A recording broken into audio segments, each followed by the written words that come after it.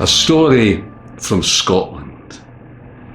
There's a deep, dark wood, and in that wood there's a small, dark cottage.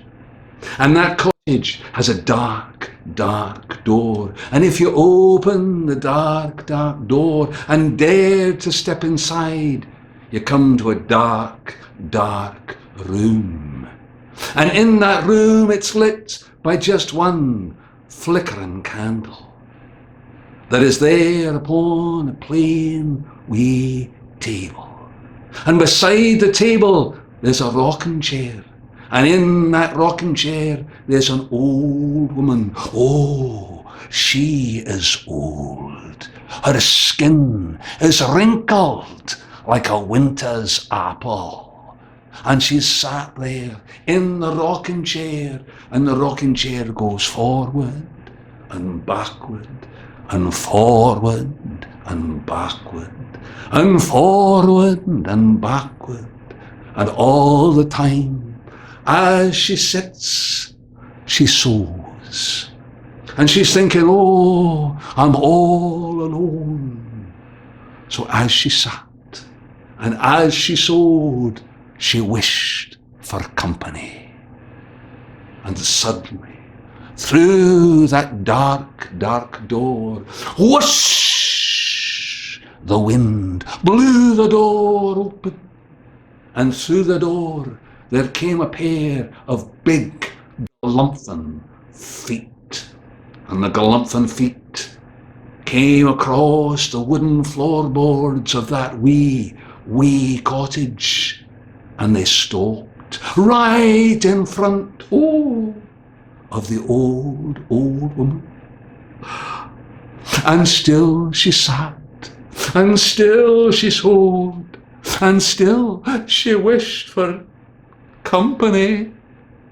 And through that door there came a pair of long, thin, knock-kneed legs. Bony they were, and they came drifting through the dark, dark night air, and they landed on those two big, broad feet.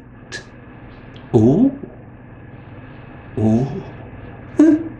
And still she sat, and still she sewed, and still she wished for company. And through the door there came a big, broad pair of hips. They were big and surely broad. And they came in through the door. And they came across the room and they landed on top of those two skinny, knock-kneed legs, right in front of the old woman. Oh, and still she sat, and still she sewed, and still she wished for company. And through the door there came small, thin, skinny waist, and it came in through the door and landed on that pair of broad hips and stood there in front of the old woman. And still she sat, and still she sewed, and still she wished for company. Through the door there came a pair of mighty big shoulders, and these shoulders came through and across the room, and they plonked themselves on top of that thin, skinny waist. And the old woman, and still she sat, and still she sewed, and still she wished for company. And through the door there came a pair of long, skinny, jingly-jangly arms, and they floated through the air, and they attached themselves to that pair of broad, mighty shoulders, and then they just dangled there in the breeze. And the old woman, and still she sat, and still she sewed, and still she wished for company. And through the door there came a pair of hands, big, powerful, mighty hands that came across the room, and they landed at the end of the little skinny wrists and attached themselves right there. And still she sat, and still she sewed, and still she wished for a company. And through the door there came a neck. It was long and piteously thin, and it came forward, and it found that pair of broad shoulders. It fitted itself right in there, right before the old woman. And still she sat, and still she sewed, and still she wished for company.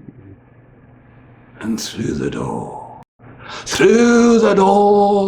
there came a head, a big, bony, bald head with big, bulging eyes and a long, hooked nose and a mouthful of chomping teeth.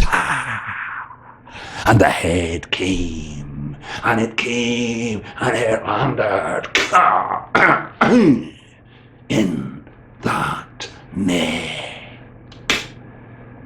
And the old woman in her rocking chair looked up and looked down and up and down, and still she sat, and still she sewed, and still she...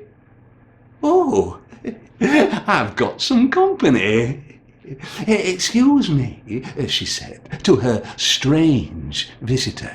Excuse me, sir, why are your feet so big? And the creature said, much tramping. Oh, I see. And why are your legs so long and thinny and knock-kneed? And he said, too much water, too little meat. Oh, indeed. And your hips, they're a proper handful, she said. They're very broad. Now, why is that? And the creature replied, much sitting. Oh, I see. But your waist, it's piteously thin. Why would that be? And again the creature replied, too much water, too little meat. Oh, I see. With those shoulders, they're certainly big and bonny, so mighty they are. Why would that be?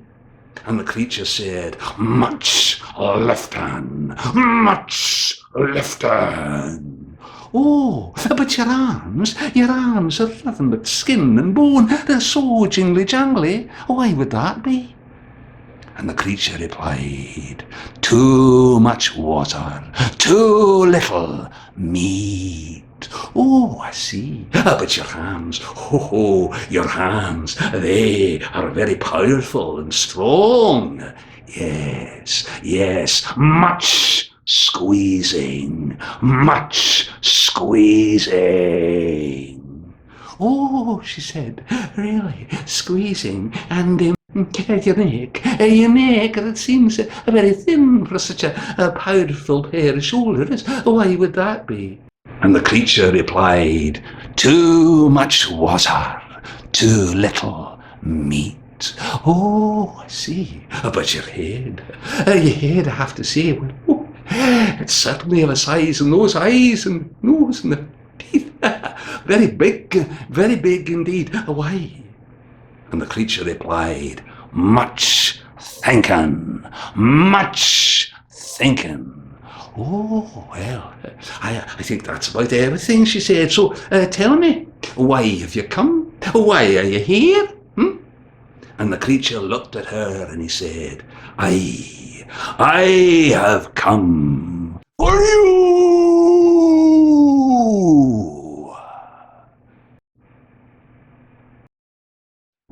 The dark wood is still there, as is the wee dark cottage still standing in the midst. And if you dare go through the dark door, which is easier now, because it hangs loose upon its hinge and swings with a creak in the wind. If you go into that dark room, you'll still see the rocking chair where it rocks forward and backward and forward and backward.